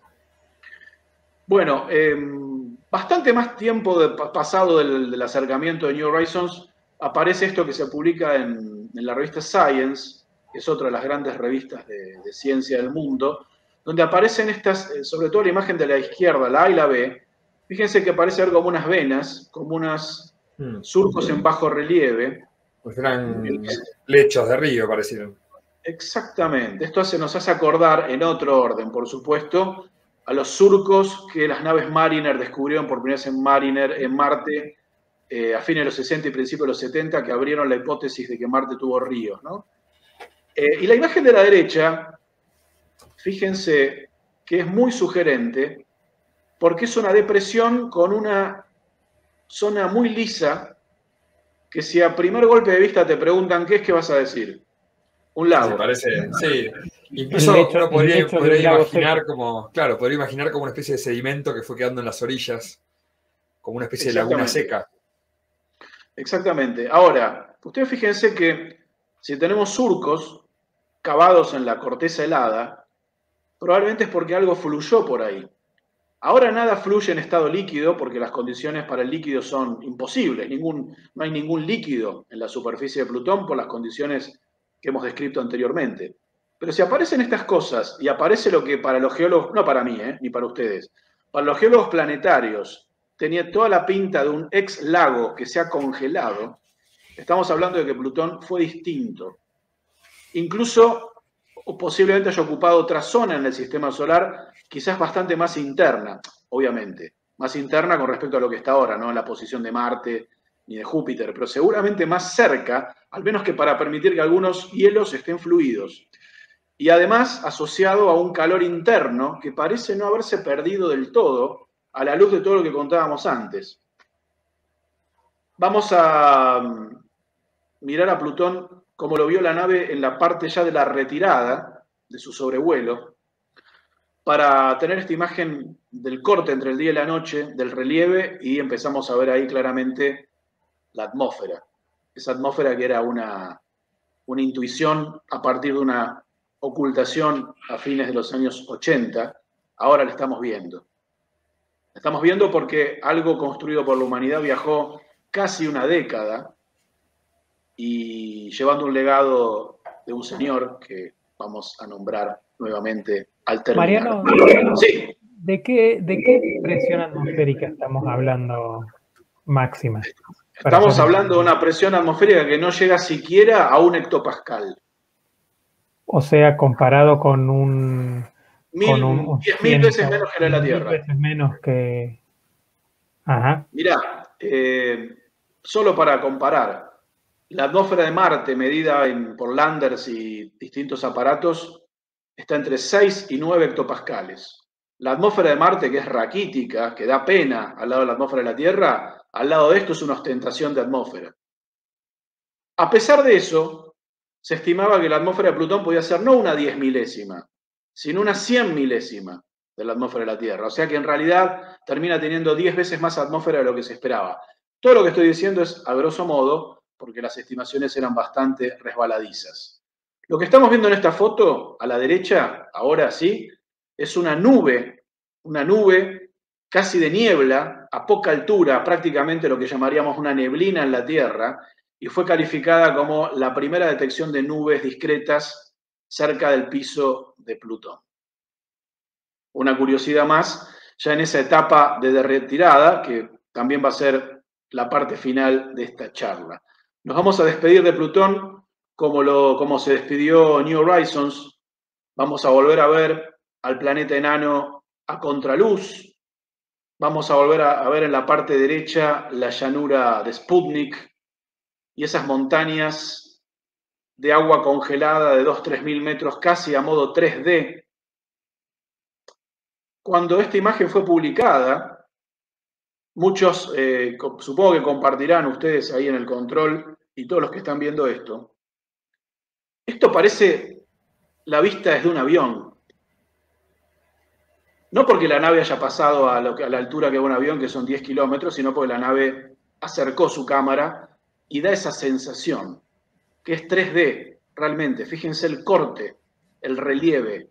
Los que ven al lado que parecen granitos son montañas de hielo macizo a 230 grados bajo cero, que están en la zona central de la imagen en contacto con la llanura que empieza hacia la derecha y donde se desprenden esos bloques, donde derivan, donde bailan, donde se deslizan en un proceso de geología planetaria activa, incluso hoy en día.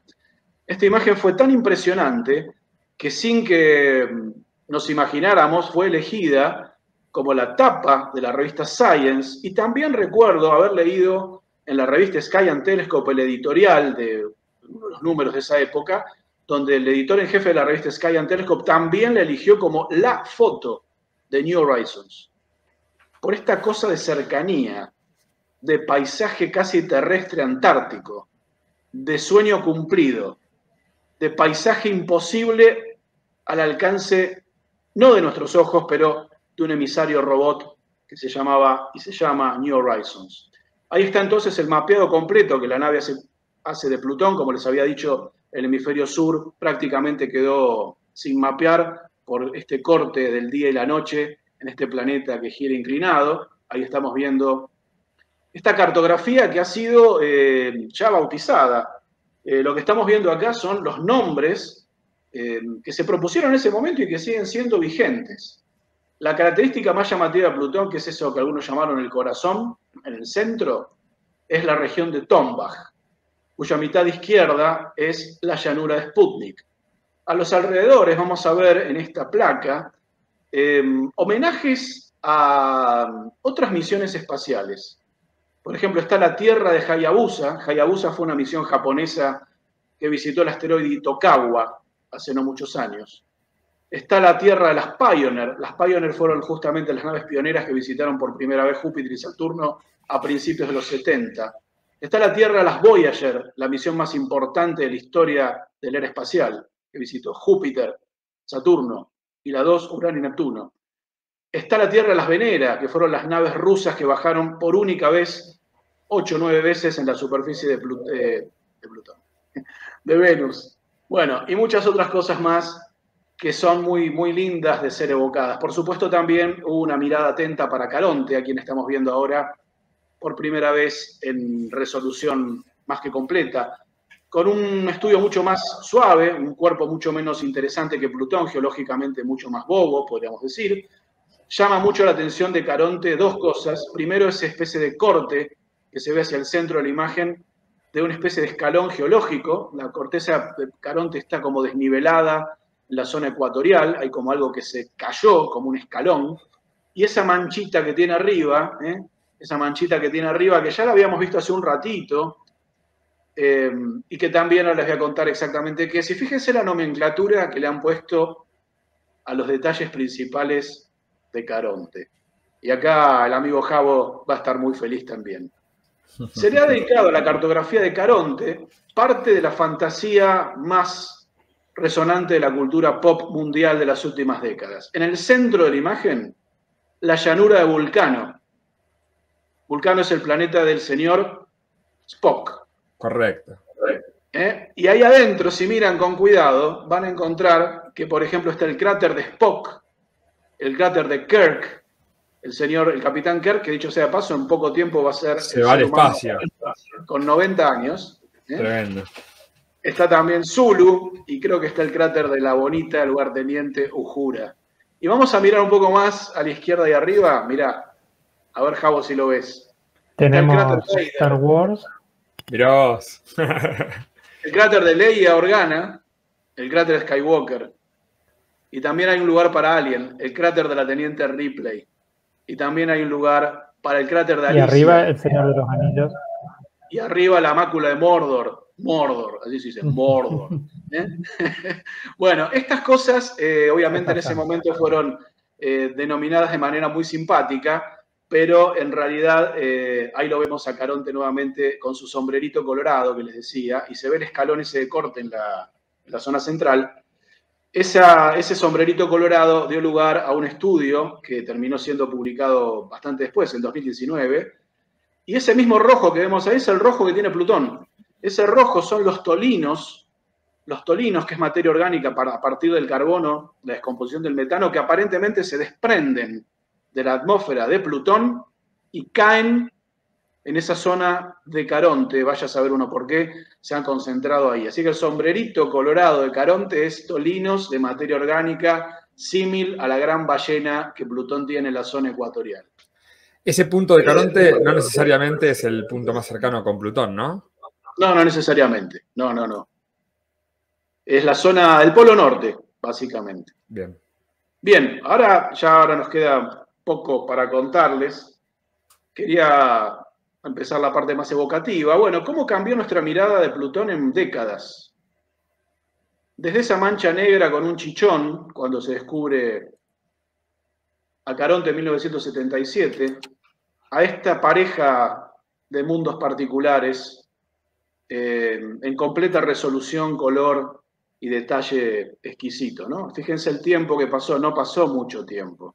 A ver, muchos de los que estamos acá, en el 77 estábamos vivos, y en pocas décadas pasó esto de tener completamente revelado a Plutón, a Caronte, e incluso esas lunas descubiertas recién en el siglo XXI que empiezan a tener al menos forma, silueta, más allá de un nombre, como Nix e Hydra, que miden más de 100 kilómetros, o Styx y Kerberos, que tienen el tamaño de una pequeña ciudad, y abajo el lomo de Caronte.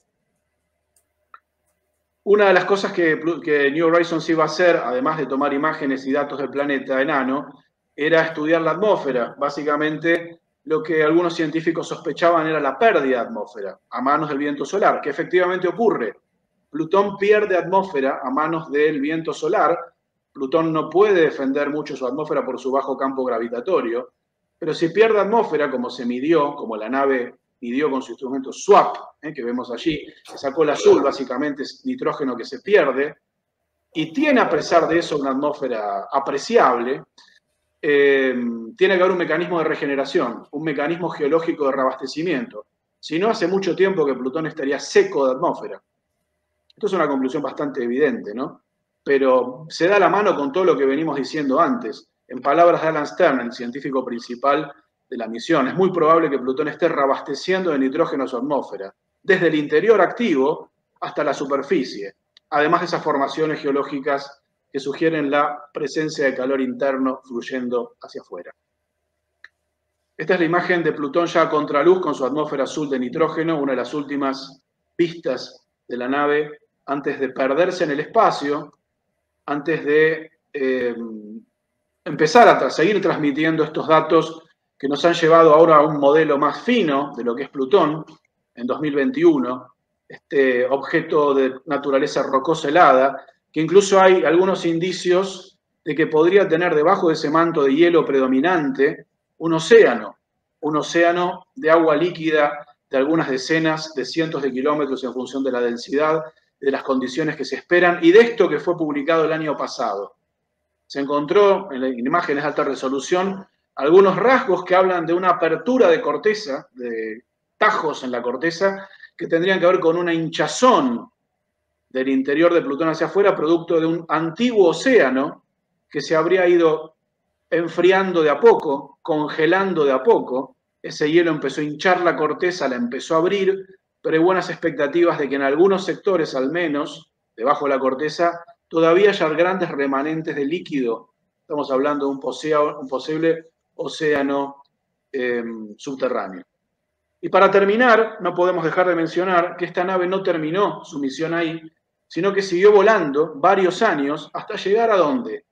Hasta llegar a un cuerpo del cinturón de Kuiper mucho más distante, inicialmente denominado QB-O 2014 MU69, posteriormente bautizado como Ultima Thule, que es muy pequeño, de unos 30 y pocos kilómetros, con una órbita de 300 años, cuyo blanco fue elegido prácticamente después de la misión a Plutón, porque no estaba previsto, pero bueno, en definitiva los científicos dijeron, bueno, la nave tiene para resto, puede seguir de largo un tiempo más, ¿qué hay en el camino? Hicieron alguna maniobra para encontrarse con Ultima Thule, que se ve ahí.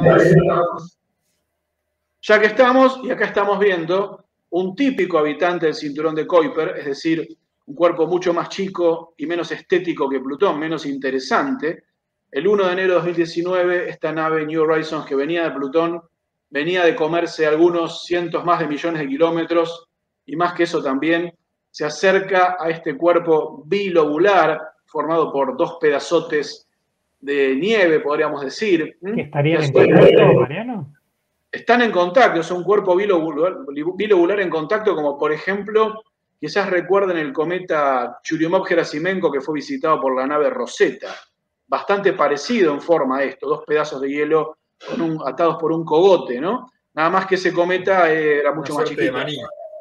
Exactamente, un maní que si te fijas en el gráfico de abajo, además, cada uno de esos lóbulos tiene aparentemente un agregado de pedazos menores, que tiene que ver un poco con la génesis del sistema solar de menor a mayor, ¿no? La unión de planetesimales. Por eso, estos cuerpos que están ahí frisados en la frontera helada, mientras vemos una animación de la nave cuando lo traspasa Ultima Thule, y parece ser que más que dos pelotas era como dos panqueques pegados, resultó ser bastante más achatado de lo que parecía.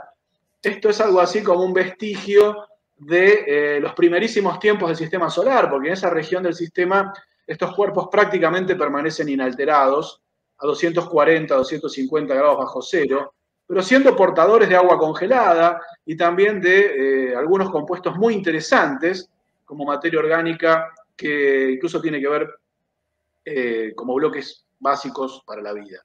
¿Qué dice Alan Stern, el mismo científico que nombramos antes? Todo lo que aprendimos de Ultima Thule, desde su composición y geología hasta su posible formación original, nos enseñará mucho sobre las condiciones iniciales del sistema solar. Claro, esto es como haber encontrado pedazos de ladrillo de una obra en construcción, ¿no? Es material virginal de los primeros tiempos que permite justamente conocer mucho más allá de lo que es Plutón en sí, sino ese anillo que describíamos antes, el cinturón de Kuiper, que es remanente en buena medida, restos, sobras de lo importante que fueron los planetas, el Sol y sus satélites. Así que es como una aventura de excavaciones que, bueno, ahí nuevamente la frase, ¿no? Que dice este científico. La noticia es que probablemente de acá a los próximos años New Horizons se encuentre con algún objeto más en esa frontera helada. Mariano, para una pequeña interrupción, para no desentonar con el resto de la misión y el tema de si Plutón es planeta o no planeta, también hubo un tole-tole sobre si llamarlo Ultima Thule o no, por temas neonazis. Bueno, mirá, me hiciste acordar algo que no dije. Fue efectivamente rebautizado como Arrokoth. Ultima Thule pasó a llamarse Arrokoth en 2019. Así que gracias por hacérmelo acordar. Como para que nos vemos siempre que la astronomía es una ciencia dura, pero los humanos no somos tan duros y todo da para tole-tole y para historia sobre cómo nombrar o no nombrar las cosas. Por decir una cosa, el posible nombramiento de James Webb, que finalmente no se va a hacer, bueno, y hay historias para todo. Sí, es muy cierto lo que decís. Justamente creo que la ciencia está llena de estos episodios que muestran que la ciencia es un producto del saber humano, ¿no? Es el producto quizás más elevado de todos los que nos distinguen como especie inteligente. Y es como nosotros. No puede ser, yo leí algunos comentarios en la pausa, alguien decía que la ciencia no puede ser neutral ni enteramente objetiva. Es así, no lo es, porque está hecha por personas. Tiende a... tal y como somos nosotros. Exacto, pero peca de eso en el buen sentido, y aunque hay que hacer el mayor esfuerzo, para que sea neutral, pero nunca va a perder la traza humana. Por eso elegí este final que tiene que ver justamente con la traza humana en este epílogo que se llama Homenaje a Don Clyde. Hemos hablado de un mundo revelado con sus lunas, con sus características sorprendentes.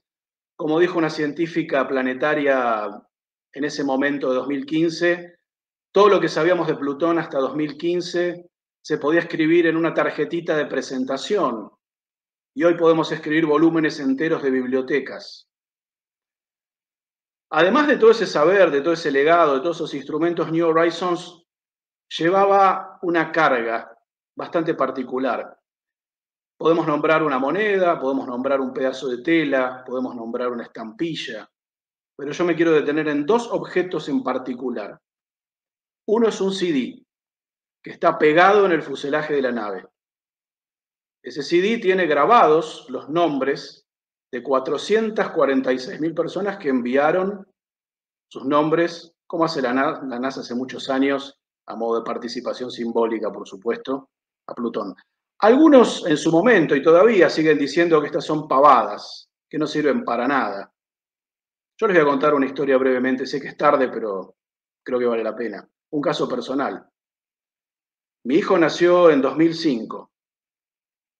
Cuando la misión New Horizons estaba en preparativos, mi señora embarazada, yo envié el nombre de mi hijo y de mi señora y el mío, sin decirles nada. Cuando mi hijo cumplió 10 años, en 2015, la nave llegó a Plutón.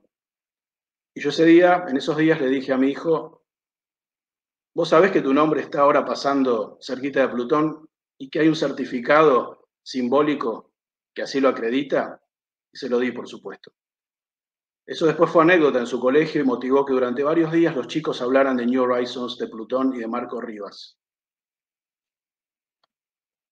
La otra carga que lleva la nave, me parece aún más potente en el mensaje, es una lata del tamaño de una confitera chica, 7,5 centímetros.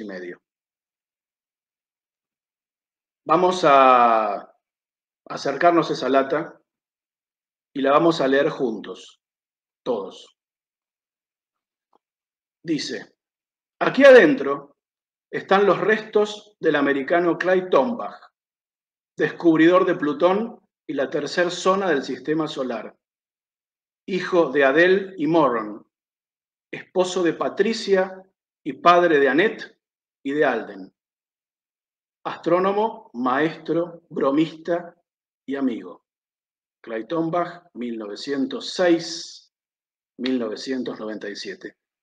Por eso, Patricia y su hijo estaban en el momento del lanzamiento, porque Don Clyde viajó a Plutón a pesar de haber muerto unos cuantos años antes de que la misión incluso iniciara el viaje. Astrónomo, maestro, bromista y amigo, este señor que ha entrado en la historia grande de la astronomía y de la ciencia, que siendo un pibe muy humilde, su familia no pudo pagar sus estudios académicos, pero lo mandó a la escuela, lo mandó al secundario. Un tío le regaló un pequeño telescopio. Cuando era un poco más grande se construyó el propio, un telescopio reflector de 22 centímetros en una granja, con el cual hizo observaciones muy finas de Saturno, Marte y Júpiter, que envió por correo al observatorio Lowell en Arizona, en los años 20. Tan impresionados quedaron ellos que lo llamaron como pasante, podríamos decir, a colaborar en la búsqueda de algo que ellos hace tiempo no encontraban, que era el planeta X, más allá de Neptuno. Ahí lo vemos a Clyde, que era un pibe de 22 años, ahí llevando las placas fotográficas delicadas de unos 35 centímetros, frágiles, con las cuales en febrero de 1930, él descubre a Plutón.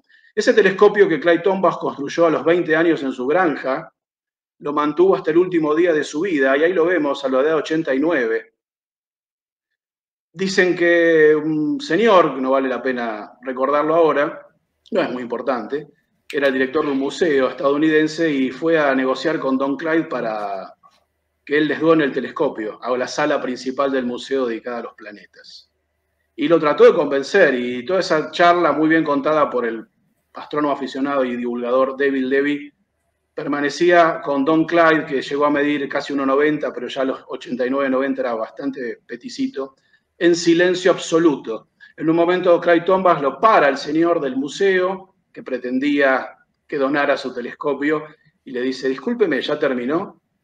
Y el señor del museo le dice, sí, Don Clyde, pero usted escuchó lo que le dije, su telescopio va a quedar en la posteridad en un salón de un museo, ¿eh? no, no, no, yo no se lo voy a dar. Y el hombre del museo le dice, ¿por qué? Porque yo lo sigo utilizando.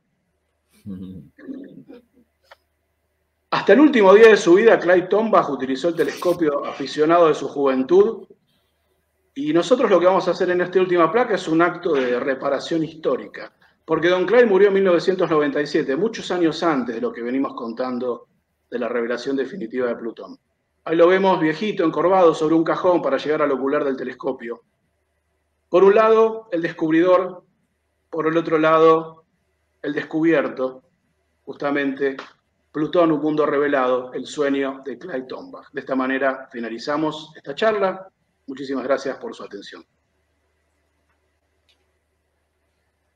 Wow, Mariano, profundo, hermoso, gigante. Hacemos una brevísima pausa, nos sacamos este nudo de la garganta y volvemos con más Martes de Astronomía.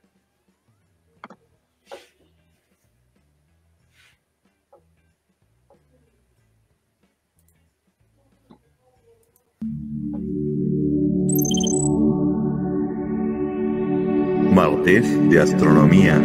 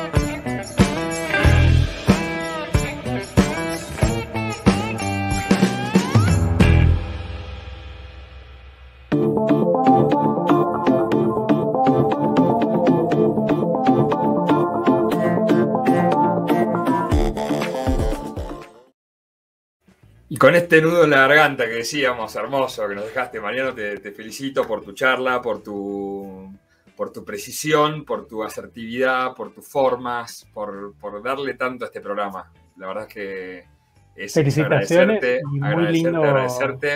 y siempre contarte, bueno, la millonada de mensajes, más de 50 que fuimos recibiendo. No sé si tuviste oportunidad de ir monitoreándolo, viéndolo en algún momento. Sí, sí. Claro que hicimos alguna pausa, saludos de todos lados, no me quiero quedar con nadie afuera, pero hay gente de Córdoba, de Buenos Aires, de todo el país, de acá de Bariloche también, en una especie de récord de audiencia que hemos tenido en este primer programa de Martes de Astronomía, en gran parte por tu presencia, hay que decirlo. Y pocas preguntas, lo que a mí también me parece que es un buen indicio, como siempre decimos, cuando la gente se queda como atónita, ¿no? Como llena, como satisfecha de una charla que lo tuvo todo, que lo mostró todo, y que sin duda es una charla para volver a ver, porque esas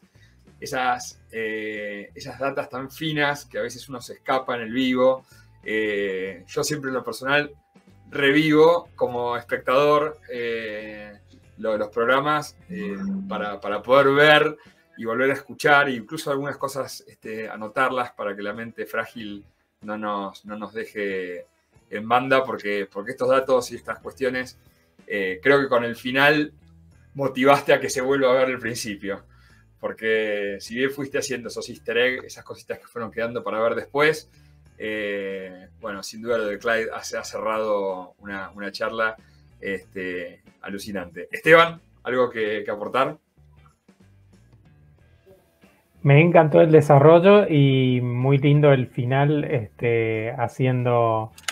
volviendo a mostrar la parte humana de la astronomía, y lo hemos tenido, lo hemos visto a lo largo de la charla con el tema de las definiciones, bueno, la astronomía es una actividad netamente humana, y uno de los personajes ha sido Clyde Tombaugh, con un merecido homenaje, así que bueno, me encantó. Me alegro muchísimo. Muchísimas gracias. Genial, genial, Mariano, como siempre. Y aparte agradecerte una vez más, porque ya, como dije al principio del programa, te consideramos parte de los martes de astronomía, ya con muchas participaciones. Me causaba gracia y lo charlaba con Chris durante uno de los cortes, que vemos uno de los pantallazos de muchos programas. Aparecen muchos pantallazos de los programas que fuiste vos parte y que hicimos. Aparece Vader en un momento, bueno, con algunas claro. cositas. Eso no me olvido nunca. Vader y Albert Einstein aparecieron ahí, no se anduvieron con chiquitas. Exacto, siempre me acuerdo de vos cada vez que veo en las maquetas uno de los modelos que tenemos réplica en Bariloche, en Buenos Aires, de la Sputnik, que hoy también fue de la Sputnik, no, perdón, de la Vostok. De la Vostok, que tenemos ahí en común en nuestras repisas. Gracias, Mariano, por haber estado un martes más. Muchas gracias, Esteban, también, por haber participado. Un gusto de nuevo. Con tus agudas libretas y preguntas incisivas, que me encanta. Y es el momento de volver a presentarles a Cristina, ¿sí? Cristina, que nos va a contar de qué vamos el martes que viene.